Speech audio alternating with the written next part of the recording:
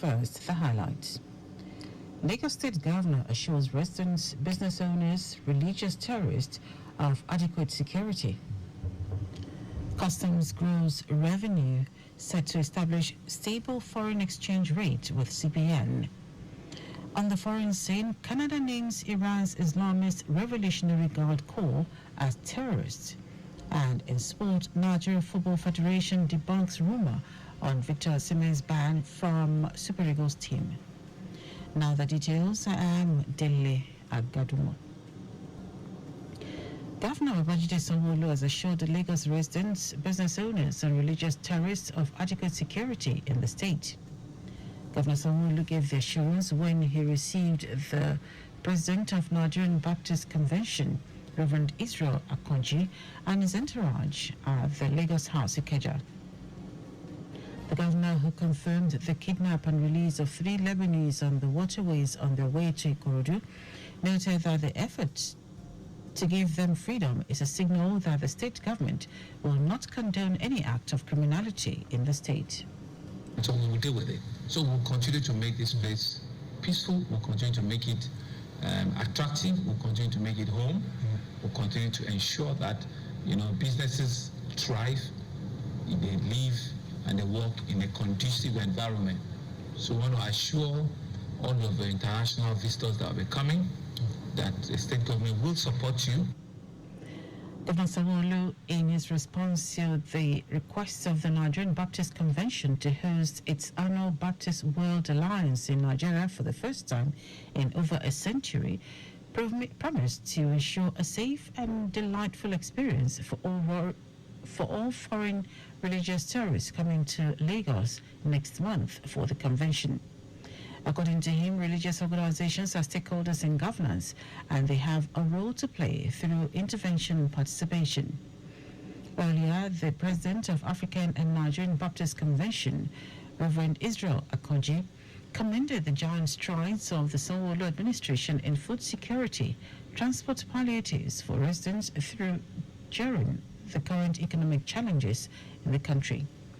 Akonji solicited the support of the state government to host the world's annual Baptist Alliance, which had its headquarters in the United States of America. We want to thank you for your proactiveness all the time when it has to do with healthcare. The steps being taken concerning the spread of cholera and which you are taking very seriously. We want them to know that Nigeria is truly the giant of Africa. Nigeria is truly the most populous black country in the world, and that when they come to Nigeria, they will also go back with great stories of the program. So, our correspondent Adiola Akinele reports that Reverend Akonji appealed to Governor Sanwo-Olu to facilitate complete handover of the parcel of land belonging to Lagos Baptist School in Agege. The team of Ekiti State Emergency Management Agency, Ekiti SEMA, is in Lagos to understudy the State's Emergency Management Agency, LASEMA, on its emergency and disaster management operations. While speaking at the LASEMA Control Center, Alausa, the Permanent Secretary, Office of the Deputy Governor of Ekiti State, Bayo Okbayemi, who led the team from Ekiti SEMA, expressed satisfaction with the Lagos State safety mechanism on the ground, including infrastructure and human capacity. Okbayemi commended the leadership of LASEMA for proactiveness and efficiency in handling emergency issues in Lagos, which other states of the Federation are now emulating.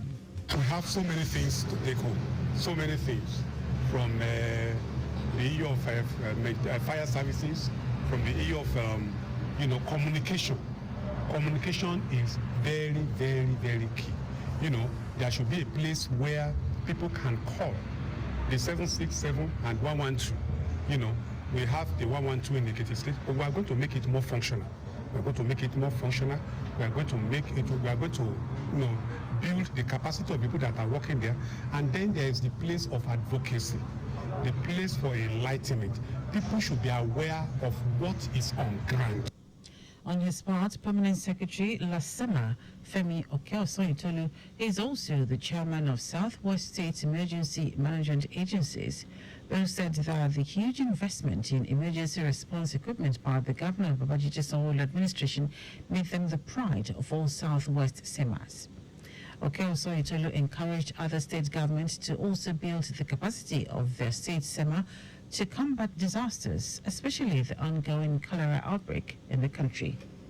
We are going to enjoy partnership in sharing ideas. We are going to enjoy and minimize challenges concerning emergency and security. And I can assure you, vibrio cholera will not lead to severe mortalities in Southwest.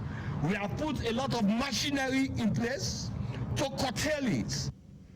The Ekiti team toured several emergency response facilities, including the Lagos Fire and Rescue Service, which some other states that had previously understudied Lasema included, while some other states that had previously understudied Lasema included Ogun, Yobe, Bauchi, Kaduna, Kano, among others. The Managing Director, CEO of the Lagos Waste Management Authority, LOMA, Muyiwa Badigeshi, has called on residents to observe the best personal and domestic hygiene, as well as proper waste management practices to curb the spread of rampaging cholera. Badigeshi said this against the recent outbreak of the disease, which has claimed lives, leaving many hospitalized. He urged residents to shun indiscriminate refuse dumping, imbibe the practice of bagging and disposing of waste using covered bins to prevent the spread of diseases by vectors and to ensure seamless evacuation by assigned PSP operators. The Loma boss also appealed to residents to always wash their hands when they come in contact with waste. The chairman, House of Representatives Committee on Defense, Babajimi Benson, says the successes recorded in various operations across the country by the Nigerian military underscore the bravery, professionalism, and unwavering commitment of the military personnel to safeguarding the nation. Benson expressed heartfelt commendations to the armed forces of Nigeria for their remarkable achievements and steadfast dedication in recent times. According to a statement, Benson highlighted the numerous victories against insurgents, bandits, and other criminal elements that have threatened the peace and security of Nigeria. He emphasized that these achievements were a testament to the resilience and sacrifice of the men and women in uniform, who tirelessly worked to ensure the safety and security of all Nigerians. The chairman noted that troops under the Multinational Joint Task Force have continually delivered significant blows to terrorist groups in the Lake Chad through a series of daring operations. Now to the rest of the stories. The Nigeria Customs Service, NCS, says its revenue grew by 1.9 trillion naira in the past year, and that it has started working with the Central Bank of Nigeria, CBN, to achieve a stable exchange rate for imports. A breakdown of its revenue in the period under review showed that it generated 4.49 trillion naira in revenue in the last year from the 2.58 trillion naira recorded 2 years ago. This gives a revenue growth of 1.9 trillion naira in the last 1 year. The Comptroller General of Customs, Adewale Adeniyi, stated this at a press conference in Abuja to mark his 1 year in office. He spoke against the backdrop of huge distortions in business planning caused by frequent changes in exchange rates over the past few months.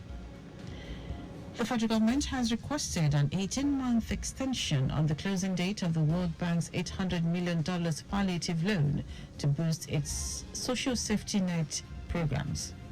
The request comes in the wake of the country's battle against rising inflation and economic challenges.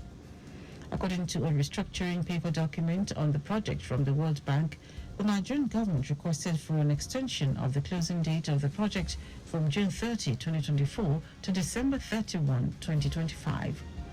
The report stated that about 3 million poor and vulnerable households have benefited from the $800 million palliative loan. The Apex Bank had disbursed the loan to cushion the effect of recent government policies such as the fuel subsidy removal. Now to foreign news. Canada has listed Iran's Islamic Revolutionary Guard Corps (IRGC) as a terrorist organization after years of pressure from opposition legislators and some members of the Iranian diaspora. Public Safety Minister Dominique Lebanc, who made the announcement, called it a significant role, a tool in fighting global terrorism. The move means that thousands of senior Iranian government officials, including top IRGC officials, will be barred from entering Canada. Meanwhile, Iran's foreign ministry spokesman condemned the move and described it as unwise and unconventional step. Now, sports. The Nigeria Football Federation (NFF) has described as outright falsehood reports in some online publications that the football governing body has slammed a ban on Super Eagles forward Victor Osimhen from the team for his social media outburst a few days ago. NFF General Secretary Mohammed Sanusi expressed that the federation has neither instructed a process nor has a process been concluded to ban the player from the national team. Sanusi said the focus presently is to resolve all matters around the Super Eagles and look ahead with confidence to the 2025 AFCON qualifiers and the remaining 6 matches of the 2026 FIFA World Cup qualification series. He implores the media to join hands with the body to positively resolve issues and focus on the big picture all the time, rather than escalate certain matters. That ends our news at 10. Just before we go, always slow down at road junctions, intersections and pedestrian crossings. You can follow us and like all our various social media platforms: X Traffic Radio 961, Facebook Lagos Traffic Radio 96.1 FM, Instagram Lagos Traffic Radio 961. Subscribe and watch our news and programs live on YouTube at Traffic Radio 961. You can also visit our website trafficradio961.ng. Did you know that the Sanwo-Olu administration upgraded 2 higher institutions to universities? You can get more details on the Lagos State Government website. To end the news, are the highlights of the major stories. Governor Babajide Sanwo-Olu has assured Lagos residents, business owners and religious tourists of adequate security in the state. The Nigeria Customs Service (NCS) said its revenue grew by 1.9 trillion naira in the past year and that it has started working with the Central Bank of Nigeria (CBN) to achieve a stable exchange rate for imports. We also told you that Canada has listed Iran's Islamic Revolutionary Guard Corps (IRGS) as a terrorist organization after years of pressure from opposition legislators and some members of the Iranian diaspora. And in sports, the Nigeria Football Federation (NFF) has described as outright falsehood reports in some online publications that the football governing body has slammed a ban on Super Eagles forward Victor Osimhen for his social media outburst a few days ago. For contact with the newsroom, send a message to info@trafficradio961.ng. That is today's broadcast compiled by Sadiq Yusuf. I'm Dele Agadumo. Good morning. Thank you for listening.